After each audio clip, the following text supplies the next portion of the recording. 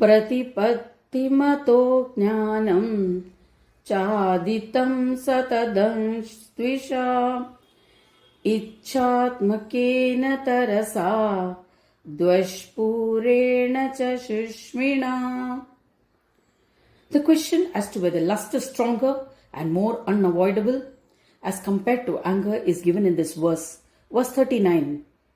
Shri Gajanan Prabhu says, "Listen, I will tell you how the sensual enjoyment of lust is the root cause of a jiva's descent. A discriminative person uses his intellect to restrain and maintain close control over his sensual pleasures. So, he does not get easily attracted to sinful actions.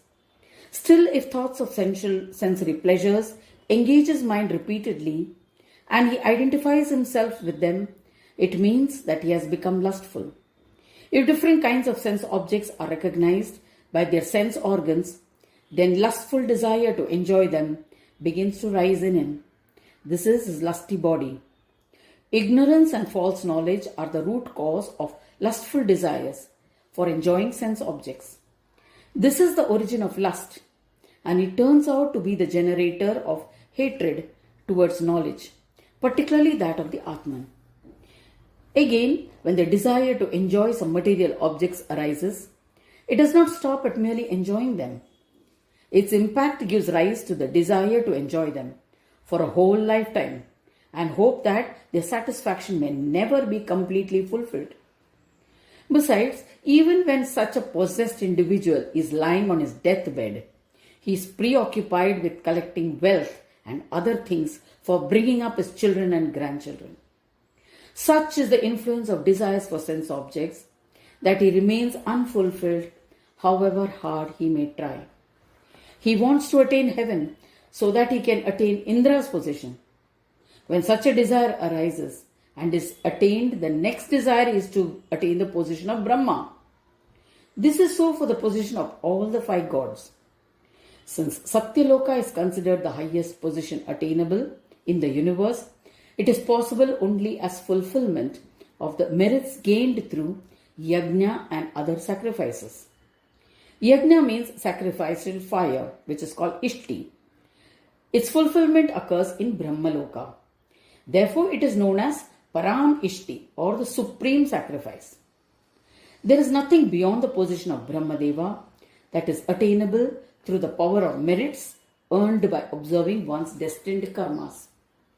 The position of the 5 Brahmas, namely Vishnu, Shiva, Shakti, Surya and Brahmadeva, are attained either through the strength of worship or the experience of oneness through yogic practices. It is virtually freedom itself. Anyone with a soul is a reflection of the Supreme Lord. But delusion of knowledge gives rise to the desire to enjoy sense objects. As a result, the principle of godliness gets hidden. Srimad Gargya Maharshi's opinion on this issue is that bondage is caused by indulging in sensual pleasures, while satisfaction of the soul can be obtained only from the glory of Svananda. Such clarity is possible only through contemplation of the scriptures. Yet, despite discrimination, knowledge gets covered. Therefore, even if one makes a concerted effort to gather them all together through knowledge and hold them in place, then also the lure of lust is so strong that many times even discrimination fails. That is the reason they are considered enemies. Therefore, it is no good giving them the power to rise. If the seeds of those lusty thoughts are not watered, then even anger subsides. Now the question in Varenya's mind was, what was the origin of this lust? He asked Gajanana to tell him about it, so he could get rid of it. Ashritya buddhi manasi indriyani sastishtati taire vachadita prajno jnaninam mohayatyasau. Shri Gajanana said, listen to what is the root cause of lust. The nature of lustful enjoyment is a rajoguna bent of mind and intellect. It is there that such thoughts and desires arise because different kinds of knowledge are possible for the intellect. The form and experience of the joy of different sense objects is understood only through intellect. The duty of the intellect is to provide different kinds of knowledge. The pleasures offered by sense objects manifest in our brain and become the cause of sorrow for the individual. As the torrent of desires for enjoying all kinds of sense objects keeps increasing, he becomes distressed. This is because all desires can be fulfilled, but thoughts do not subside. Once he gets trapped in the thoughts of procuring those objects, he knows that lust has taken over the reins of his mind. After winning over the mind, lust enters into the sense organs and brings them under his control. His sense organs begin to crave for objects of indulgence. When efforts to indulge in sensual pleasures increase, one should understand that lust has taken refuge in one's body. The significant thing is that the mind, intellect, and sense organs begin to exercise control over him, and lust completely engulfs the intellect of the individual. The same is repeated here. Lust comes under the control of infatuation, thereby making an intellectual forget the joys of Svananda and engage in sensual pleasures. How does one keep such lust under check? This has been described from the 41st sloka. Srimad Garge Maharshi says, lust exists by taking control of the intellect and the sense organs. When knowledge realizes that the pleasure from a particular sense object is of this kind, it appears in a certain form, and it can be attained in a particular manner. It arises in the brain, and that is the entry point of lust in one's intellect. Dreaming and imagining about the enjoyment of various sensory objects is provided by the mind for lodging them in it, and in the end, making effort to attain those sensory objects, whether they generate pleasure or pain, or whether they are according to one's dharma, or whether they happen at the cost of sacrifice of one's own dharma. This is the way lust makes inroads into one's sense organs. Thereafter, the body, mind, and intellect lust so much that even a discriminative intellectual gets entrapped in delusion. The gist of this is that it's not easy to gain mastery over lust. Tasman niyamyatan yadav samanam sinaro jayet jnana vijnanayo shanti karam papam manobhavam. Shri Gajanana Prabhu says, firstly, it is necessary to win over lust itself. Now listen how to do that. The moment one sees a sense object, the desire to enjoy them begins to rise in the sense organs. Therefore, one should gather the sense organs together and keep them under check, preventing them from trying to enjoy the sense objects. Here one should remind oneself that for enjoying the sense objects, we have to do sinful actions. So there may be momentary pleasures, but we will have to suffer hell later. That is, one will undergo sorrow. Then, why should one make such efforts? Contemplating in this manner, one should control the mind. When there is no effort from the body, thoughts from the mind and determination from the intellect is wasteful. Then there is no space where lust can rise at all.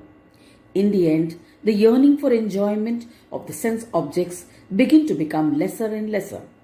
With such strict practice regarding the enjoyment of sense objects, the desire in the mind begins to thin out. This is how the root cause of lust is won over. When the sweet taste of the bliss of Svananda rises in one's mind, one begins to put efforts to obtain that knowledge which leads to the actualization of Svananda through meditative union. One gets liberation through the science of yoga. Such knowledge and science does not happen when one is under the control of lust. That is why lust is considered one's enemy. Hence, it is necessary to win over lust. Atasthani paranyahu tebhyascha paramam manam tatopihi para buddhi Atma buddhe paro matah. Shri Gajanan Prabhu says in verse 42, I shall tell you the secret knowledge to win over lust. This knowledge can be gained only by my grace. Firstly, it is utmost essential to win over one's sense organs. Since sense organs are many, their actions are also many. They also constitute the Tvam. Relationships with people or things that put one into illusory entanglements can be given up. But one cannot give up the body which is made up of the sense organs. However, the power of discrimination and the actualization of Tvam leads to knowing that the Jivatma is different from sense organs. Once this is known, it is possible to bring the sense organs under control, which makes it easier to give up. How is that possible? The enjoyment that is expected from the sense organs is based on preordained destiny. What is the necessity of becoming perplexed about whether they are going to be obtained or not? Contemplating in this manner, one should first work on it in the ordinary day-to-day life, as that is where the sense organs have the greatest influence. The body, replete with sense organs, and the world profuse with human beings. There are many sense organs capable of enjoying various material pleasures in the world of Tvam. There are different embodiments for different souls, where the enjoyment is commensurate with their respective preordained destinies. Engagement with the sense organs brings victory over material things. The actualization of Tvam is a victory over the sense organs. It is a victory over enchantments. It's a victory over one's own body. No doubt it is difficult, but it breaks the supremacy of sense organs. The mind being greater than the sense organs and being of the same nature can be called Tat. When it is under control, one has actualized Tat. While there are 10 sense organs, there is only one mind which controls them. If we perform actions according to our destiny, the sense organs becomes peaceful and automatically the mind too becomes peaceful. So, if the mind does not get disturbed by what is being consumed by the sense organs for enjoyment, it can be said that one has actualized Tat. The mind which is steeped in thoughts and confusion has to be kindled into the light of knowledge through intellect, where the intellect is superior to the mind and is the bearer of Asipada. Because it is capable of enlightening the interior as well as the exterior world, it is considered substratum to the Atman. It can be won over only by the actualization of Asipada. If it does not vacillate on seeing different sense objects or develops a liking for them, then the intellect has attained stability. In this manner, when the Atman, which is the Lord of the intellect, illuminating it, has actualized Tat Tvam Asi, following the above-mentioned process, becomes a subject of experience. It is superior to the intellect. Thus we see that the sense organs which are experienced in different ways have been given the name Tvam. The mind which enlightens everything uniformly is known as the embodiment of Tat. All this happens due to the intellect, which is the personification of scientific knowledge and enlightens the internal and external singly or together in a uniform manner. Therefore, it comes to bear the position of Asipada. In this manner, the Trinity is composed and experienced by mutual association with each other. It is then that the essence of Svananda Chintamani comes to be actualized. It is not for nothing that one pursues this practice. Essentially, the Atman that creates these three entities and plays with them tends to forget the engagement of the three. Having forgotten the position of Swanan, it gets so involved in the enchantment of the three entities that it starts desiring them and becomes deluded, which is the incidental cause of its degradation. Therefore, the seeker who is practicing the actualization of Tat Tvam Asi has to use discrimination for attaining knowledge of the Atman and its actualization. Brahma is truly supreme. How can there be three different states? One should remain steadfast in the state of Svananda meditative union, with the firm intention of the Atman. Therefore, the knowledge of Atman is the most superior knowledge. One who has realized this is never deluded about differences. Gargya Maharshi explains this further. He says, as compared to the sense organs, the mind is superior. The mind, being the illuminator of the 10 sense organs, is the Tatpada. The support of Tvampada is Tatpada. Similarly, the support of the sense organs is the mind. That is why victory over mind is greater than the victory over the body. The body communicates externally and therefore it falls under the category of Tvampada. The knowledge of the mind is internal. After the experience of Tatpada and having stabilized oneself in that state, one has gained victory over the mind. The stream of knowledge that has emerged from that mind, called the intellect, is superior to the mind. Thus, it is very difficult to gain victory over it. The self-knowing Atman from which the intellect has emerged is supreme. Buddhevam atmanatmanam samstabhyatmanam atmanam hatva shatrum kamarupam param padam avapnuyat. In this 43rd verse, Shri Gajanan Prabhu says, knowing the Atman is equivalent to knowing me. Listen carefully. The self-realized Atman is decidedly the wealth of Svananda. After this, there is no possibility of any differences existing between the meditator, object of meditation, or meditation itself. This is the trinity of the Atman which one should clearly know. The body composed of the sense organs, the mind and intellect identifies with the soul being of 3 different entities, can be understood as illusory only through knowledge. After knowing the Atman, one should give up the threefold entities. This is the meaning of Avam Atmana Atmanam Buddhva. Similarly, he goes on to explain the meaning of Atmana Atmanam Sanstabhya. After one has attained the complete knowledge of the Atman, which is beyond the 3 entities, the vision that is obtained through meditative union illuminates the Atma Chintamani. In other words, the Jivatma itself becomes Chintamani. In that space, there is no possibility of any differences between the doer and the meditative union. Armed with such steadfastness, one should put an end to the various illusions about the Atman. Shri Yogendra Maharaj says, it is only after one gains victory over the sense organs, mind and intellect, as directed by Tat Tvam Asi, that the Atman verily gets illuminated.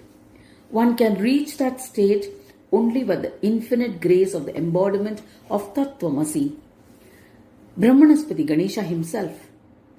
Therefore, the jiva which is still entangled in sensual pleasures, through such scientific knowledge becomes imbibed with the knowledge of the Atman, and through disdain due to ignorance controls the jiva that is tied up with worldly attractions. That is why he can be kept completely free from it. After destroying the desires that have proved to be the enemy and the addictive tendencies towards sense object, one should proceed towards actualization of the Atman. Now the question arises that if desire is the root of all, how can we have a sense of enmity towards it? This is elucidated here.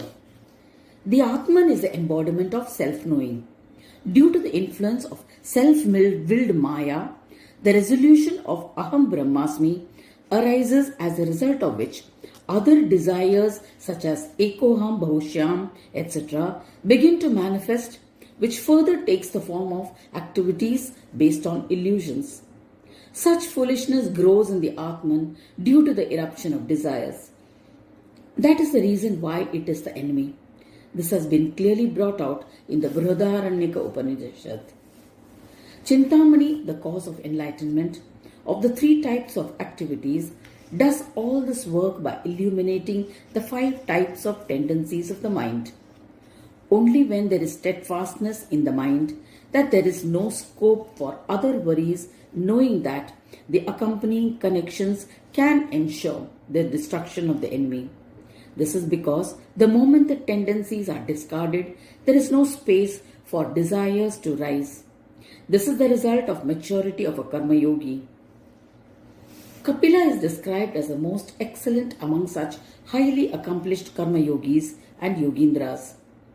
The Atman Kapila had completely satiated due to the powers attained through a series of austerities, and it was to one such that Chintamani was born as his son.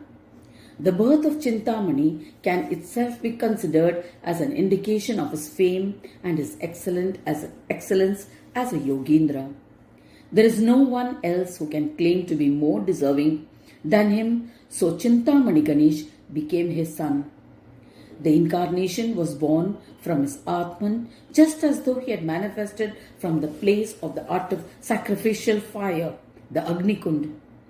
The one who was the most superior among all Yogindras, who had practiced the austerity of superconscious and supraconscious meditative union, and had attained oneness with the form of the Eternal Supreme, and who had attained the capability of initiating others into the actualization of that state, in whom the Atma had been actualized in this manner, can be truly understood to be his own son.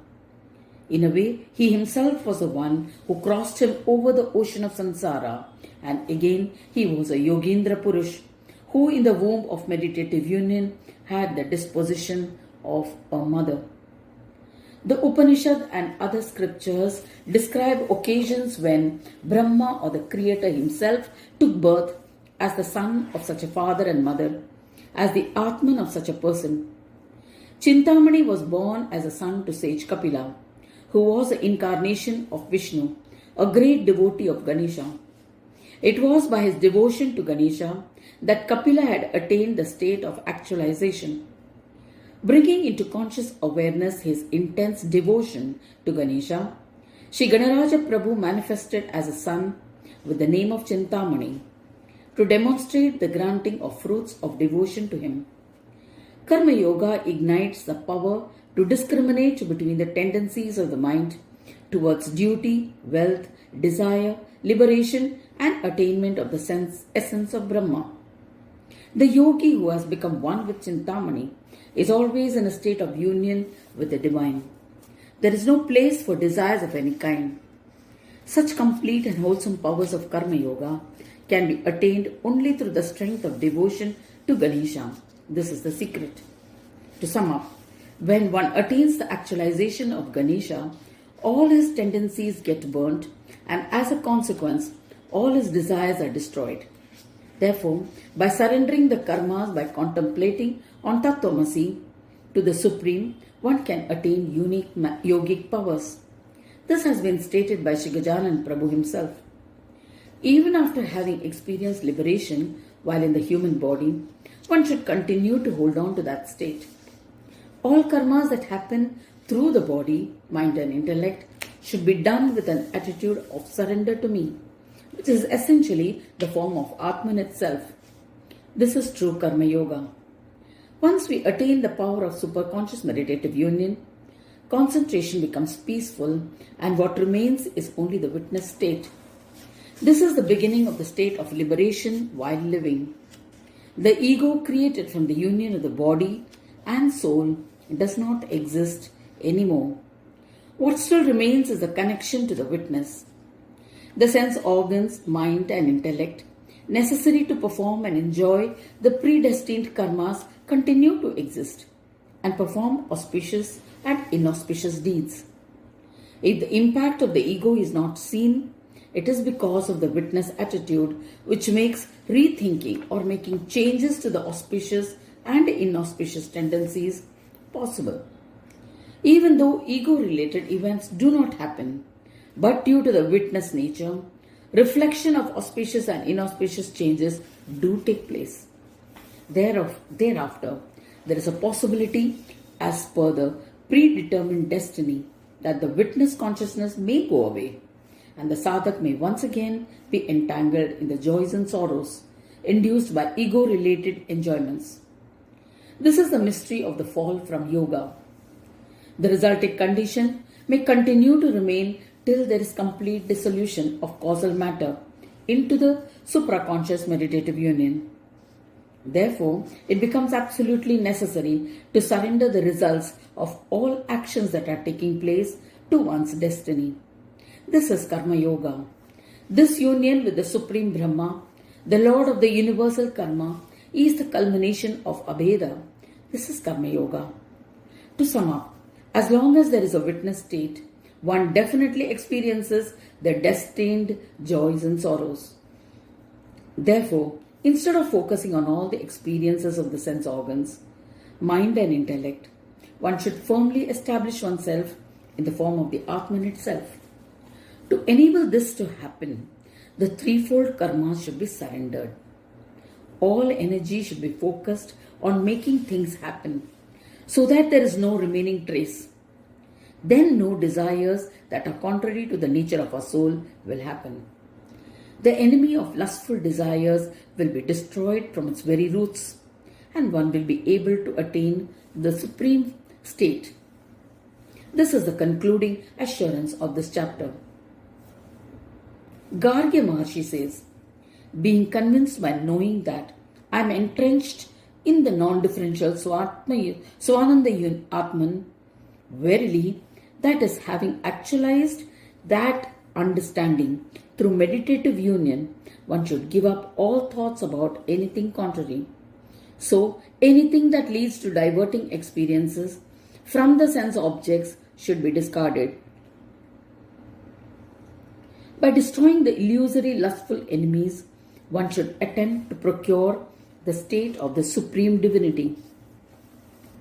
The nature of enmity with them is that the Atman, which is forever and always different from them in nature, is made to repeatedly experience different kinds of sensory objects, leading to the destruction of its true nature. That is the reason for the need to destroy that enemy once and for all. Never think of anything else. Thoughts of them alone lead to one's downfall. Therefore, enjoy the sense object only to the extent that is necessary to fulfill our destiny-oriented karmas and remain satisfied. One who adheres to the instructions about Karma Yoga contained here will eventually be successful in attaining the yoga psychic powers of Svananda on the completion of each of the steps in a sequential manner. The next chapter will deal with Jnana Yoga,